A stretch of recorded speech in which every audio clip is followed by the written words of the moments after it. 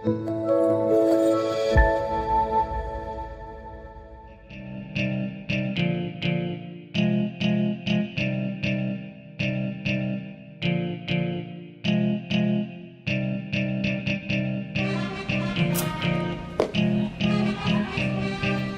the 25th of November to the 10th of December, every year, the world turns orange. I say this because we collaborate to commemorate 16 days against gender-based violence. And the objectives of these commemorations are very simple: to rid the world against all forms of gender-based violence. And we are trying to make the world a safer place for everyone to live, play, and work. Today, I have the privilege to sit down with the Chief Executive Officer of the Women's Development Bank of Zimbabwe to speak about how we can use the financial empowerment of women to fight gender-based violence.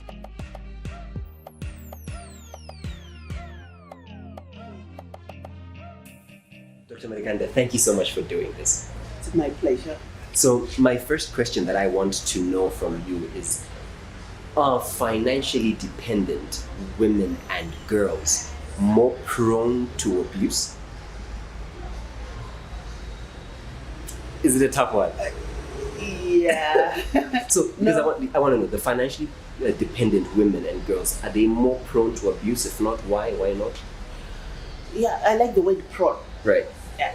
Prone means there's nothing wrong with being financially dependent on someone. Right. If you find your hunk, your dude, your mother who can look after you, go for it. Right. Who doesn't like easy life? We all do. Right. But prone to, it means maybe the one who is with the power, if they do not have the moral ability to value someone in their life, Right. because they have a greater financial power, then you are prone to abuse. Right. Because it's not your problem because you're dependent on them. Right. It's their problem how they view you Value it. and value you from benefiting from them. So, can then the financial empowerment of women be a defense against gender-based violence? Definitely it is. Anyway, who said money has a gender? Why do we genderize money as if it's a he thing? Why? Deeper, doctor. Deeper. Okay. And I'm thinking to myself that how much of the sexual exploitation of women is because of abusive individuals, and how much of it is a result of women wanting an easy way out and a quick route to the top? Yeah, I also think we are talking about this within our cultural environment. Right. If anyone doesn't have a foundation of where you come from, you have a problem. Okay. And right now, talking African, let me just talk African. People of color, us. So you don't sell the thing. It's not on sale.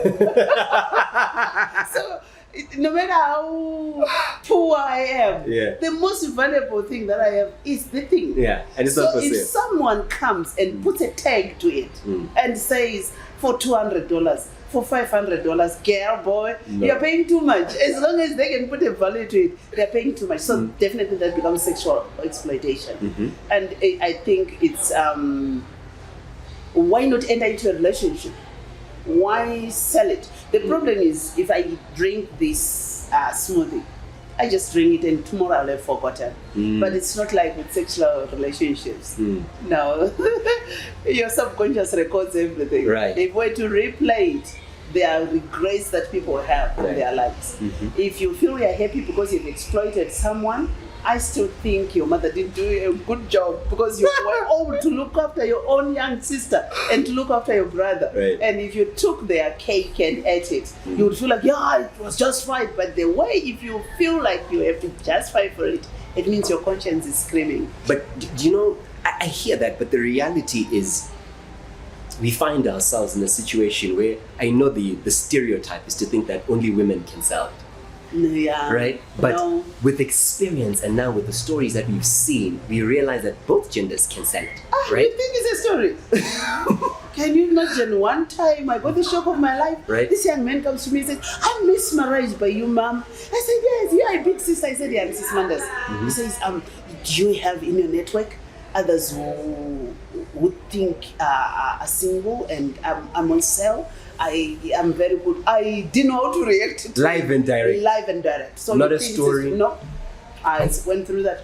And so now I'm sitting here and I'm thinking to myself, every time people think gender-based violence, they're thinking people at home. But I realize that another facet of gender-based violence that we don't really see is in the workplace. And so now, like this, for me, I feel like that was a gender-based violence case that you were violated. But now I'm thinking to myself, how do I prove as a man or a woman that I have been sexually abused or harassed at work, and I can't prove it in the sense that I was touched, I was told someone. And I'm trying to prove this, but on the other hand, I need that very same person to sign my paycheck because I need to eat and feed my family.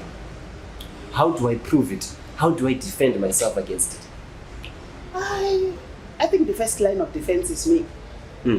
Yeah, I will also tell you, I have had enough of these issues. On 3 occasions in my career, I was leaving college, just with my first degree, naive, looking for jobs. I had to vote with my feet on 3 lucrative careers. Wow. Because I couldn't proceed without being in a relationship with the hiring manager because they insisted on that. And I was jobless. I desperately needed the job. But the first defense is me. I just decided I'm going to vote with my feet. And I think for my friends, they thought I was very naive and old-fashioned. But today I can talk about it. For those who succumbed to it, you can't give that testimony. Yeah, you can't. It's a different conversation. So I think the first defense is me. Assert yourself. Right. If someone goes beyond your saying no, that is real abuse. The problem is where we are too nice. I say, don't do that. And someone is reading in between. As if you're saying, it's okay if you put the tag a bit higher, the price tag. They'll think you are in it. No. Your no must be a no. Your no must be a no. And if someone is going to fire you because you said no, or they are going to make your life a living hell, go for it, girl. Go for it, boy. You at least, that's man enough, that's woman enough to stand for something like that.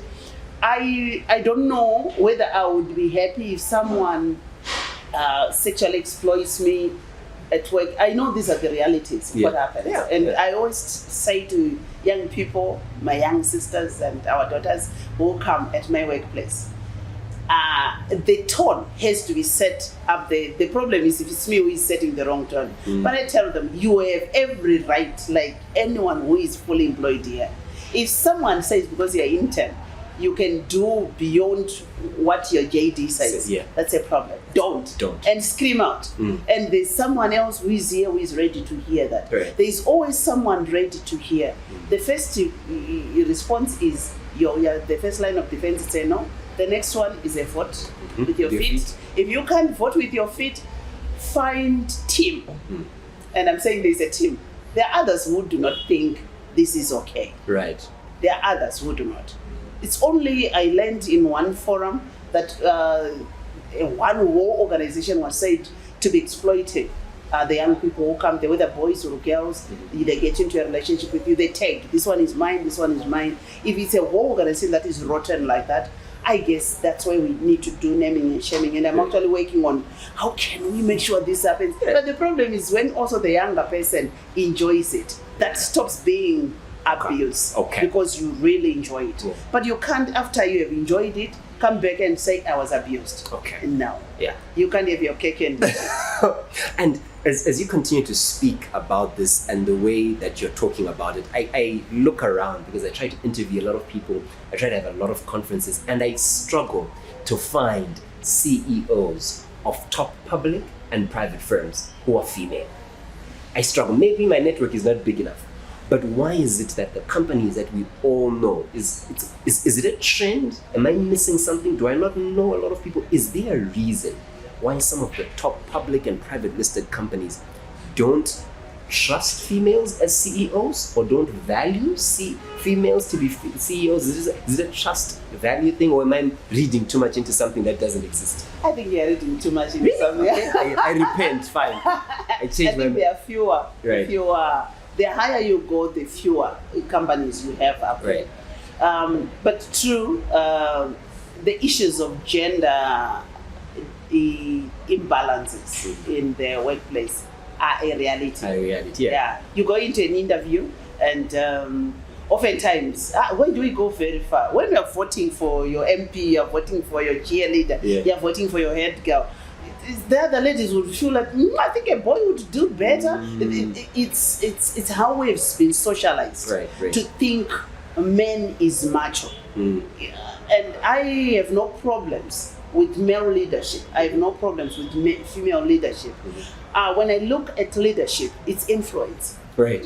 You don't have to. I don't want an affirmative action to make me the CEO for the women's bank because you're feeling sorry because it is women's bank. No. You earn it. You have to earn it.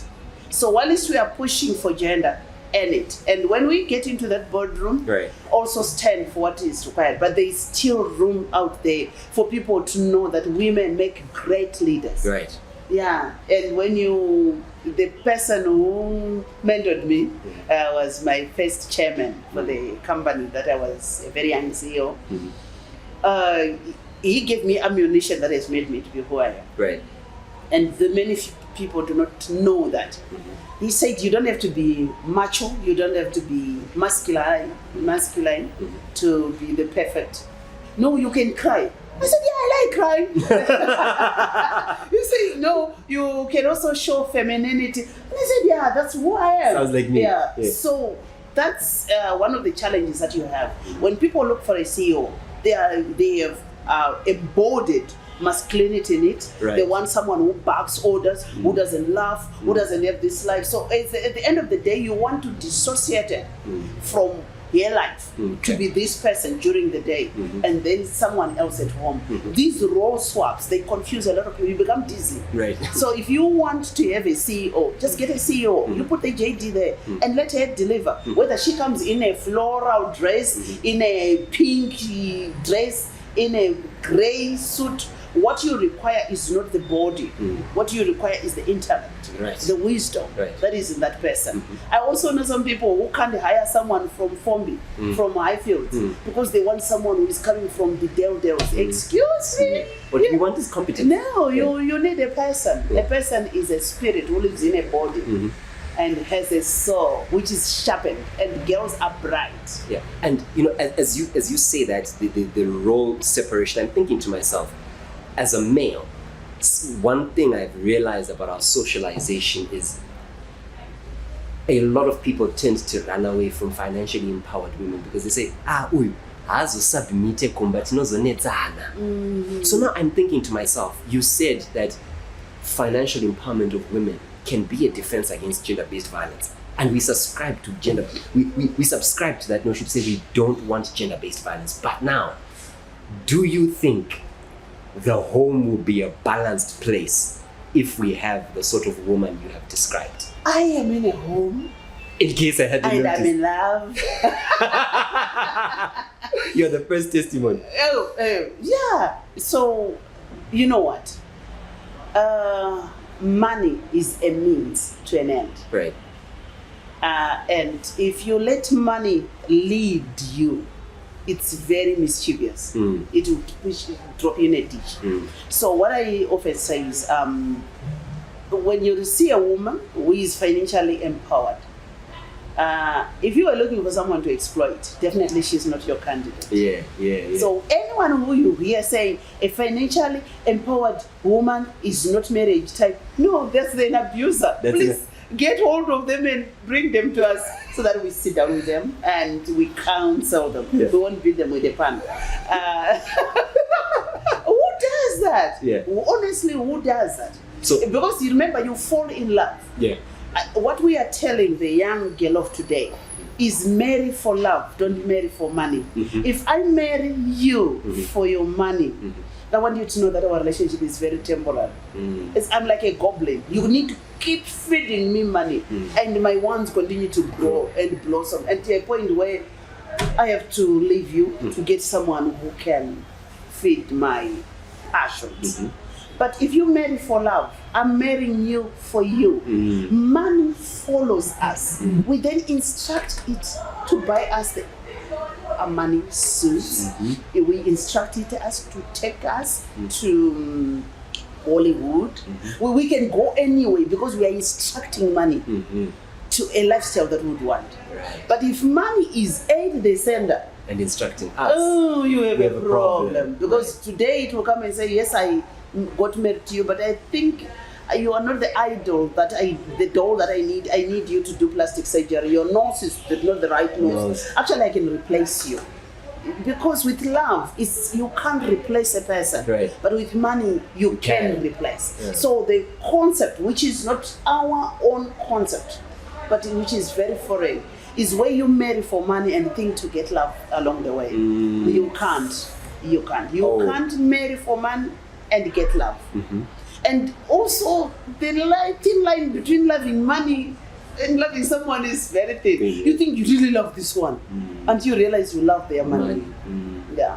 So I always say, if you, at a certain point in life, I'm happy I can talk to you about that at this age. Sure. Because at a certain point in life, you need to sit back and feel comfortable and say, he's there for me. Yes. She's there for me. I'm so You can't continue running after someone. The button and negotiating power in a relationship is skewed. If it's skewed to that one who has money, that's where abuse comes in.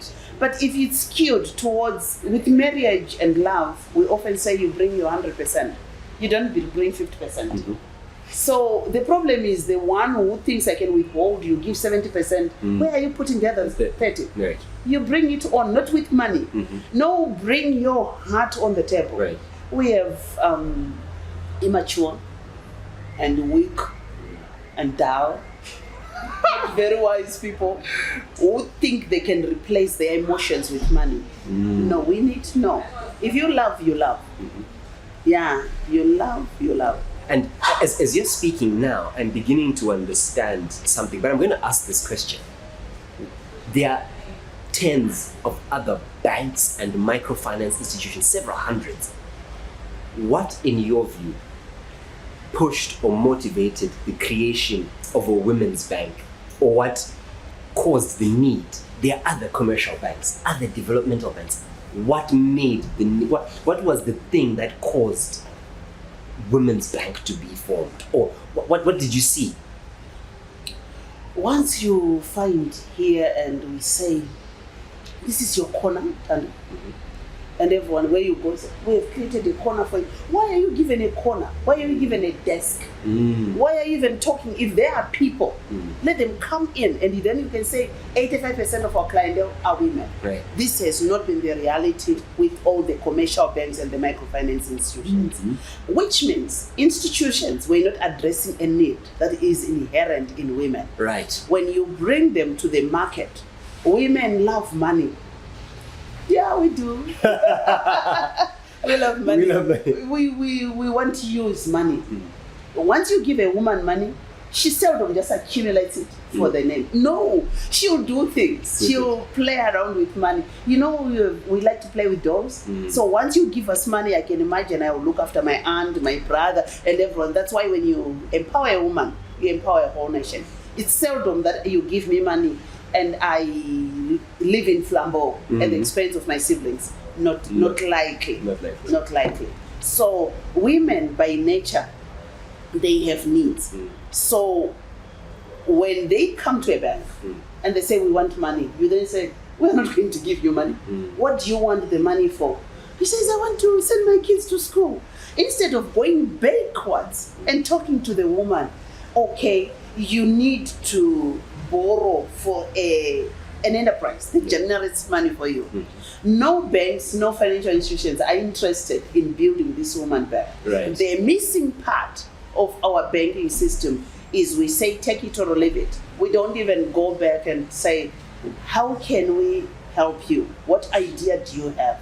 Women like to tell stories. She comes in and says, my child is good. She's very bright. And before you are done, the branch manager is feeling like, so banks and institutions developed magnified words like denied, rejected, unacceptable.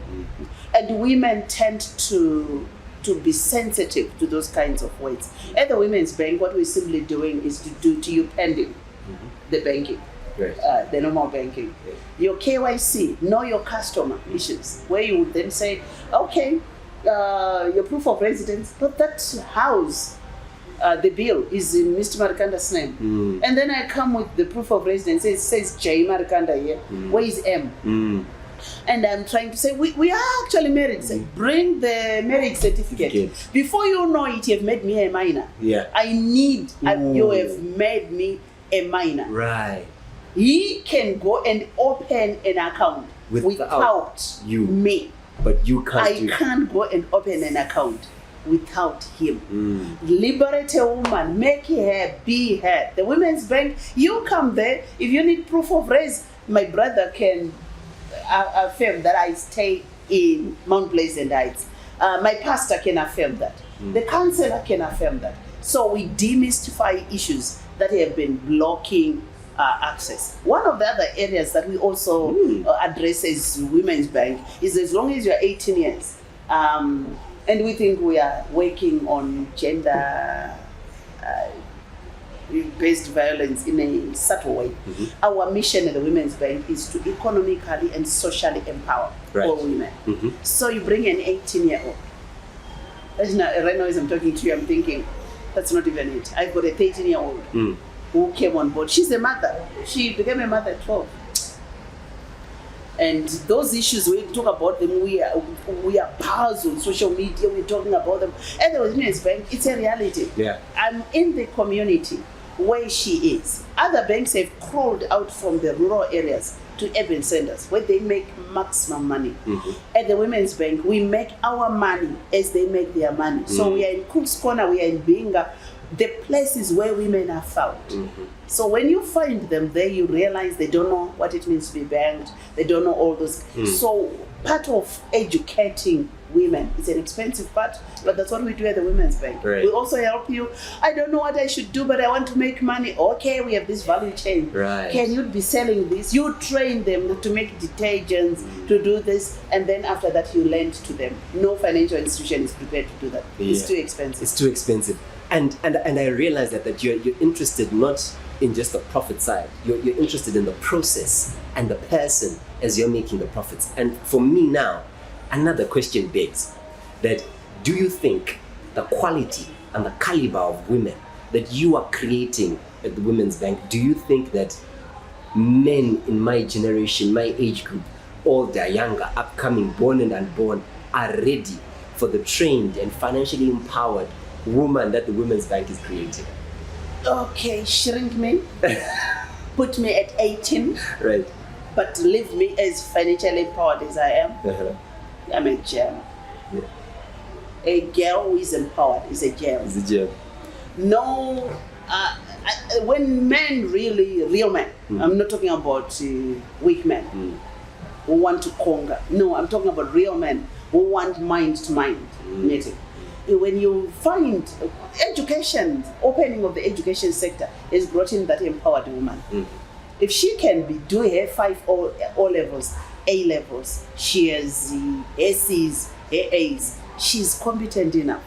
So you already have a competent mother for your children. Right. What is the problem with having money? Boy, talk to me. Something is wrong. You are a subtle, machoistic abuser. Come on. Let me explain it. I think Zimbabwe is ready for it. Because remember, every young man is a mother's product.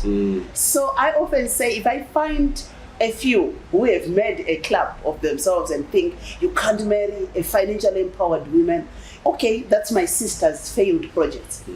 Because if parenting fails along the way, because how you view a woman, how you view your sister, how you view your peers will determine how you ultimately want to be. I know of men who think if I marry a maid, and I come and say, we have cut, where is the B for lobules? I left bread at B. That comes on stinginess and all that. Liberalized men do not ask back change. You give your wife money and you let her be the financial manager of your home. I think Mr. Marikanda is a blessed man. Yeah, because I don't have to ask for pedicure, man. No, I submission. You were talking about submission. Submission is a choice. I want you to know that it's not an abusive thing. Actually, I'm financially empowered, but I'm so submissive to him. Some people think it's submission when it's actually fear. They're actually manipulating you. He says, okay, I'll listen to you. I can get fuel on my car. I can get into my car, go and have my hair done, go and spoil myself with girls. I can do that. But before I leave home, a submissive wife, who I am, a CEO, but still submissive, I would say, honey, my day, this is how my day is set. Did you have anything that you wanted from me? What? And he says, oh, I hadn't told you. We actually planned, someone was coming through and all that. Submission would then say, why didn't you tell me? Okay, it's all right. I'll find a way. I can push my agenda on the side to accommodate this together. Because he loves me, you will not just say deliberately from nowhere, you are not going to have your head down. Why are you told today? Take off those heels. That kind of manipulative life, I don't think it's sustainable. Relationships that are sustainable, you really need to come home and say, honey, I'm home, and you throw your jacket there. She comes, she picks your jacket, or we're coming together from work together, and then we come in and say, hey, we are late, this is 8 o'clock. What's wrong with him boiling an egg? If you think boiling an egg, doing dishes makes you less of a man, don't go to America. Don't go to the United Kingdom. Stay in Zimbabwe. And marry yourself. Don't marry other people's daughters. Done.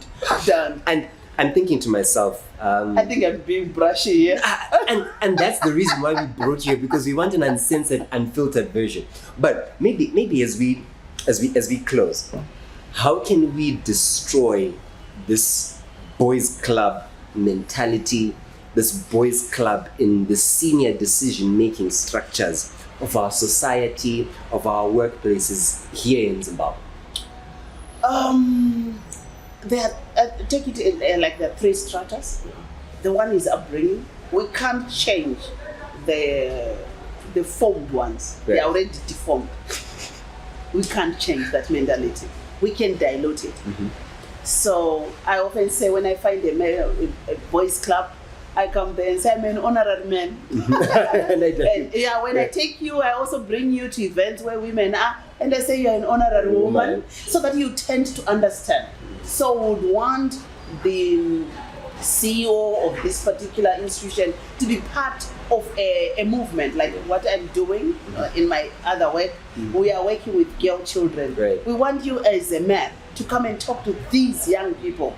Because once you become a parent, you realize what you are doing to other people's daughters, you don't want that done to your own daughter. So that's one way of including them in. But we also want parents, mothers, to make sure that they know how to raise responsible young people who are respectful of both genders. Right. And then in the middle, let education do its part.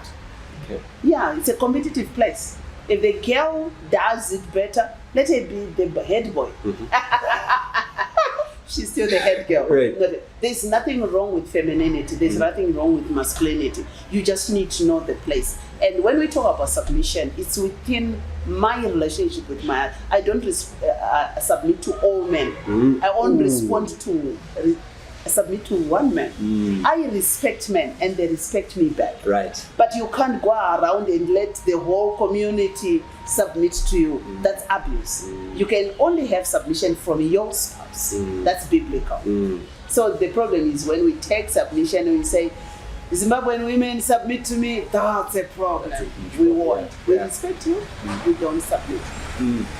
But the Bible then says submit one to another, which means you can submit to me and submit to you. But it can't be one way. Only in a relationship of a marriage is where I submit to him and he loves me. He has to love me. So love douses even the most macho women. When you love them, they just know how to do the right things.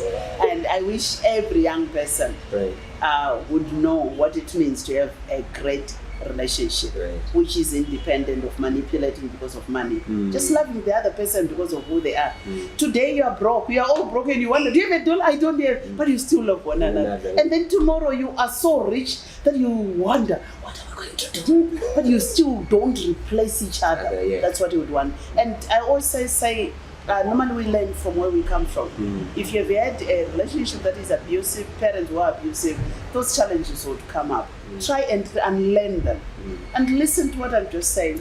Get hold outside this platform, let's talk and let's challenge each other. But let's have more cis Mandases like me. I like to be warm. And I'm looking forward to leading the World Bank. Yes, sir. You go, girl. Why not? Why not? Why not? Why not? Boys club? No, the most dangerous is the girls club. The girl. Either extremes is dangerous. We need a meeting point. We need one another. Dr. Mandas Marikanda, thank you so much for your time. Thank you, Tando. It has been a pleasure. Thank you so much.